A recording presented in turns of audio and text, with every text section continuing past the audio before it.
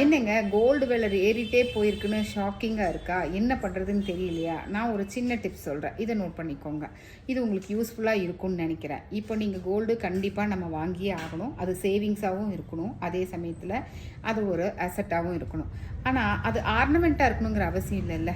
ஆர்னமெண்ட்டாக நீங்கள் வாங்குறப்ப தான் உங்களுக்கு வந்துட்டு 1 கிராம் கோல்டு 7500 அதில் கால்வாசி 1/4 நீங்கள் வந்துட்டு கூலி சேதாரம் ஜிஎஸ்டிங்கிற பேரில் நீங்கள் உங்களோட மணியை வந்துட்டு வேஸ்ட் பண்ணுறீங்க. நல்லா யோசிச்சு பாருங்கள்.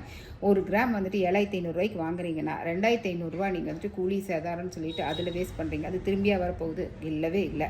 அதோட நீங்கள் திருப்பி கொடுக்குறப்போ அதுலேயும் மறுபடியும் கூலி சேதாரங்கிற பேரில் போட்டு ஒரு லெஸ் பண்ணுவாங்க. ஸோ கிட்டத்தட்ட 3000 3500 உங்களுக்கு வந்துட்டு வேஸ்ட் ஆகுது. இதுக்கு சிம்பிளாக நீங்கள் என்ன பண்ண வேண்டியது தெரியுமா?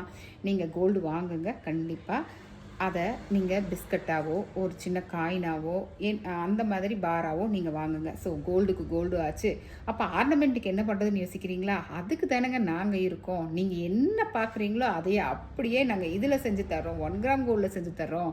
ஓகேவா? ஸோ நீங்கள் கொடுக்குற அந்த 3% ஜிஎஸ்டியில் நீங்கள் கை நிறைய அள்ளிட்டு போகலாம் 1 கிராம் கோல்டில். ஸோ கோல்டுக்கு கோல்டு ஆச்சு, ஆர்னமெண்ட்டுக்கு ஆர்னமெண்ட் ஆச்சு.